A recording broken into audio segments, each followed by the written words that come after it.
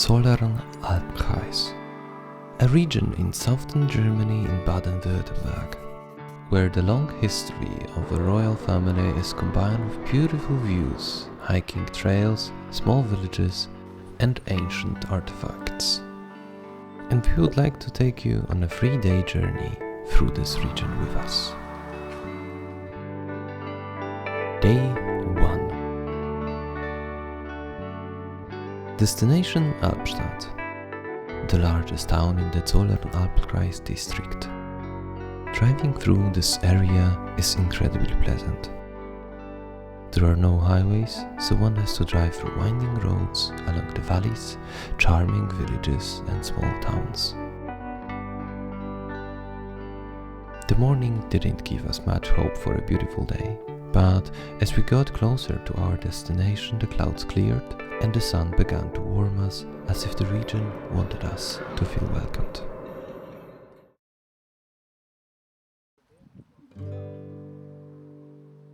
As it turns out, this area has been attractive for centuries, with various civilizations attempting to settle down here, the oldest dating back to the Paleolithic era.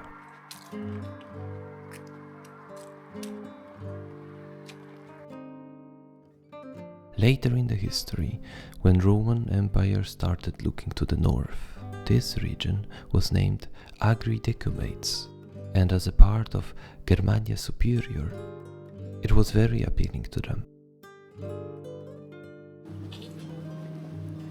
They settled here and left us well-preserved ruins to explore and adore.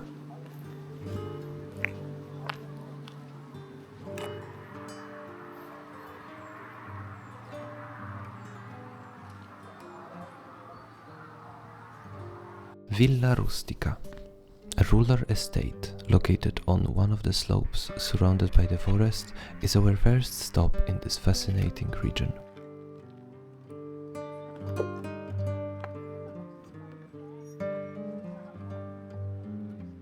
The first discoveries were made only 50 years ago, and today they are all collected and open to explore in an open-air museum.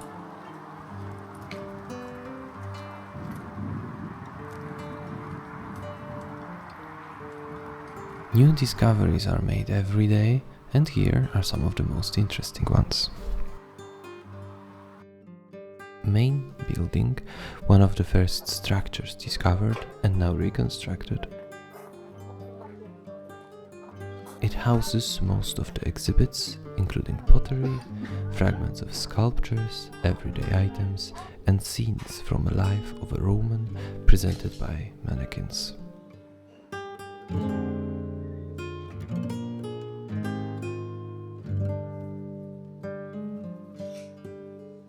Hypocaustum. Greeks discovered it in the 4th century BC and the Romans 3 centuries later. In modern terms, it's a floor heating system mainly relying on warming up the stone blocks, floors and walls with a special furnace. Considering how cold winters in Germany can be, we are not surprised that this was considered crucial. Sundial measured time between sunrises and sunsets. Though not perfectly accurate, it didn't require adjustments twice a year. Temples. 10 restored altars, each adorned with vibrant colors and dedicated to a different deity or a god.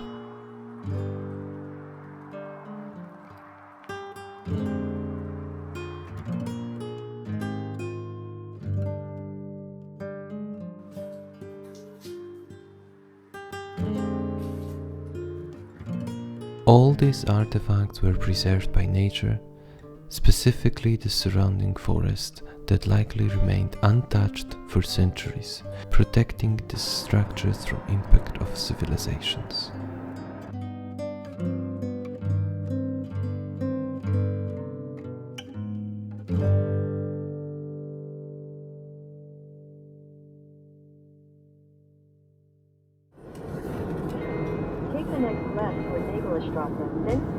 Day 2. The next day promised to be equally beautiful. The forecast showed a chilly, mostly foggy morning and clear sky in the afternoon, just like the day before, giving us a chance to see what this area is known for. Stunning panoramas. We chose hiking trail with many viewpoints over a surrounding landscape. Hills, valleys, rivers, villages, and most important landmark of this region, Hohenzollern Castle.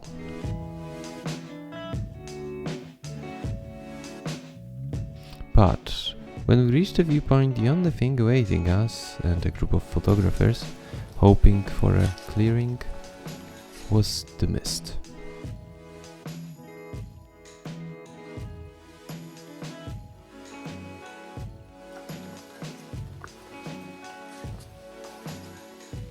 Sadly, the weather didn't improve, despite locals assuring us that it would clear up in 2 hours. So we spent the entire day cold and enshrouded by the misty forest.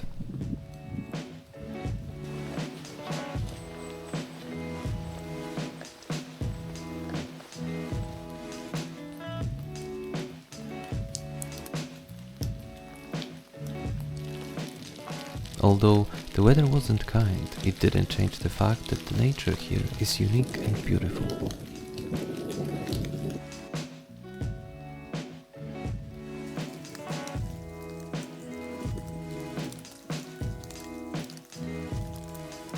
The limestone rocks create gentle hills that suddenly break, creating cliffs some tens of meters high.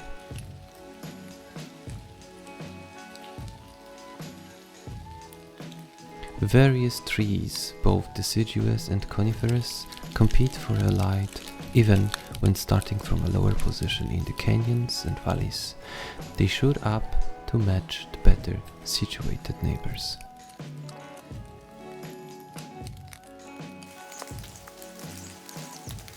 When walking here, one feels a deep respect for Mother Nature and her creations. From gently curved pastures on one side to the treetops stretching into the horizon on the other. Sometimes from a high hill you can see how the landscape flattens to the north or rises to the south, where on the clear day you might glimpse the Alps with a prominent peaks like Zugspitze, Germany's highest point, and Mont Blanc. Of course, that wasn't possible for us, with visibility barely reaching 200 meters. But we'll definitely return here to confirm the claims of a local who regretted that we couldn't admire his region's pride. You can check the view on the live webcams we witnessed being installed at the lookout tower.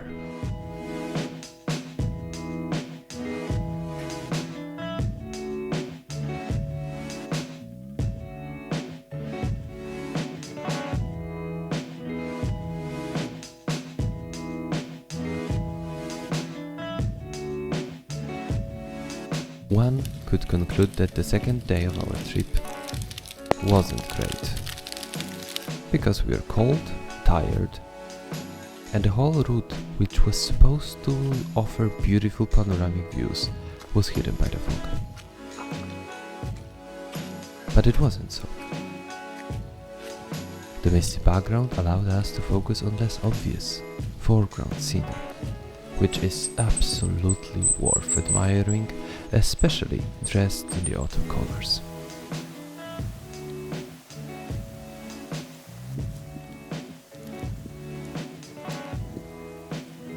People we've met on a trail, aware of how ridiculous the situation was of being on Panoramaweg during one of the most foggy days of the season, couldn't help themselves to laugh it off with jokes and smiles.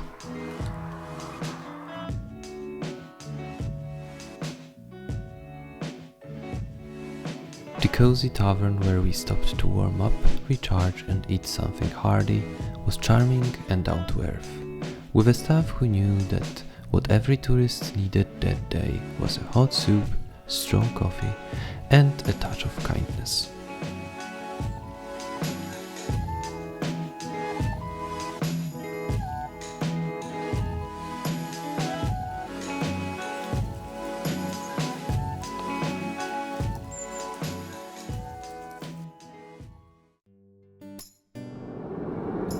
Day 3.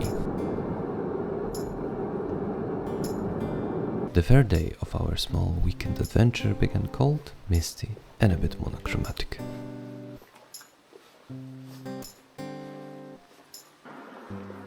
Equipped with hot coffee and warm gloves, we decided to pay this town a visit. Without much of a thought or a plan, we decided to walk where our hearts wanted to take us, starting from the Evangelical Church of Saint Martin. This is the third church built in this place, where the first one, wooden, was constructed in 8th century.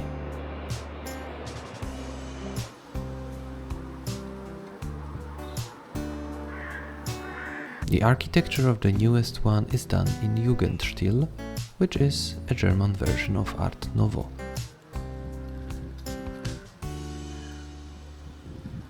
Not far from this place we stumbled upon dividing statues created by Miriam Lenk. Some people are interested in the statement the author wanted to share. Some hate how they obscure the view. We'll leave the interpretation for you. Feel free to share it in the comments down below this video. The town hall building stands with its massive gable towering over everyone passing by. It was built in 1912-1913 in the Reform style with parts of Art Nouveau. Next to it casually sits a man reading a newspaper and facing the street, inviting you as a tourist to stop and enjoy the moment.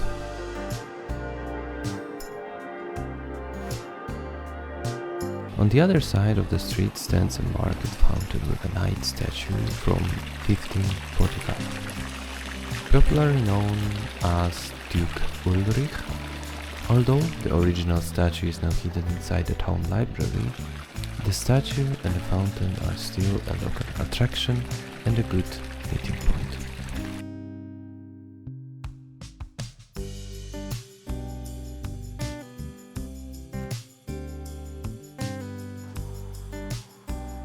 One of the most popular landmarks of this town is an old tower with a small piece of the city wall still attached to it. Now modernized and repurposed, it tells its own unique story dating back to around 1500s, where it had a different name and a different purpose. Malevich Tower, because that's how it was called, means crime or evil deed, and the tower was used as a city prison.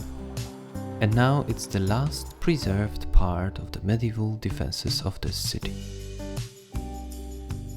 When walking around, one can feel that the city wants to tell its story, and it just waits for the pedestrian to stop and listen.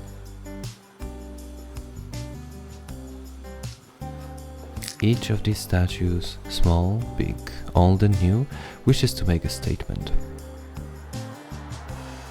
Buildings, some old with typical German medieval architecture, some beautifully Gothic, and some of them in a minimalistic style, create a colorful mosaic that is vibrantly visible even on a gloomy day like this. It is, after all, one of the oldest towns in the district, where history dates back to the ancient civilizations.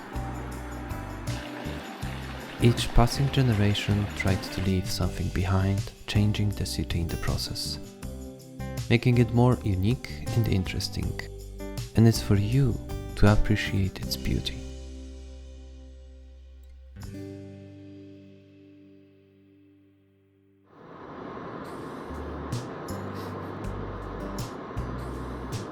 This video, along with our journey, comes to an end. We only experienced the tip of an iceberg. And this region requires a lot more time to be fully appreciated. With that in mind, we would like to come here again, in a different season, explore some more unique local stories, venture through new and exciting trails, and try some more of the local cuisine. Despite the unpredictable and unfavorable weather, We created some unforgettable memories and beautiful images and videos. Trips like this every time prove us that the beauty can be found anywhere and in any weather conditions. But to find it, you need to go out and look for it.